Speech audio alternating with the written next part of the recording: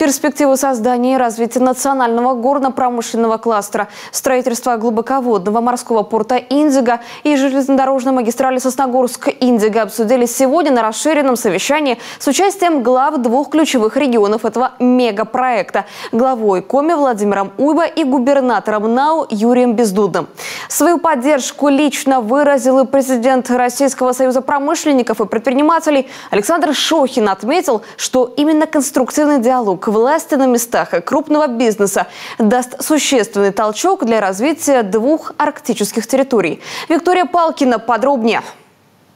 Усыльмский район должен стать федеральным центром по добыче титана и кварцевого сырья. Пижемское месторождение сегодня крупнейшее в мире. Здесь 50% всех титановых запасов России. Ресурсы превышают 2 миллиарда тонн.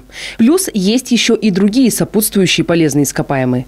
Первая геологоразведка здесь прошла еще в 2006 году. Уже сегодня Руститан может точно назвать сумму инвестиций первого в России вертикально интегрированного горно-металлургического комплекса по переработке титановых руд и кварцевых песков.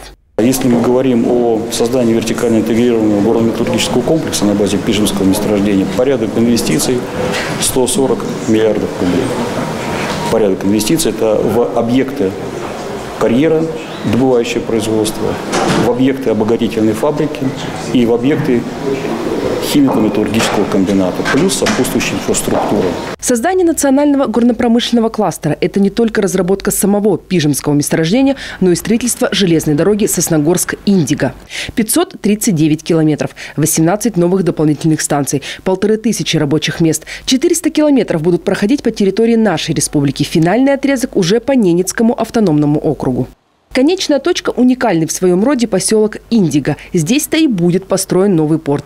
Пока в России есть лишь один подобный – в Мурманске. Индиго станет одной из ключевых точек на Северном морском пути. Это, безусловно, создание новых таких перспективных рабочих мест. Это предложение нашей молодежи с тем, чтобы они заинтересовывались, все-таки оставались в республике, что, в общем, крайне важно. Любой вообще такой вот мегапроект, он подразумевает, что ставка будет сделана на молодежь, поскольку это новые рабочие места.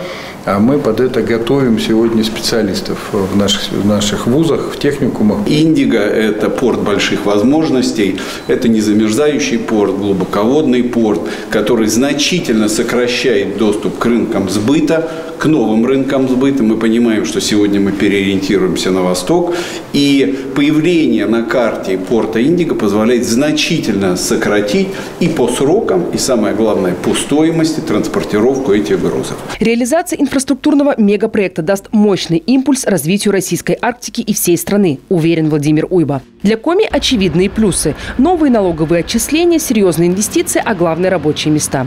Мегапроект предполагает вовлечение не только Усыльмского района. В контур горно-промышленного кластера войдут и территории Ухты, Сосногорска, Инты, Усинска, Воркуты и Троицко-Печорского района. Яркий пример комплексного развития территорий. Проект, безусловно, выигрышный и позволяет во многом изменить и облик представления, скажем, о республике Коми, углеводороды, лесопромышленный комплекс. А здесь мы получаем действительно новую отрасль экономики, такую по масштабам не только республики и не только России, но по мировым масштабам возможность превратиться в крупнейший горно-промышленный кластер в части титана и тех ископаемых, которые сопутствуют. На всех этапах развития мегапроекта будет жесткий экологический контроль, заверил Владимир Уйба.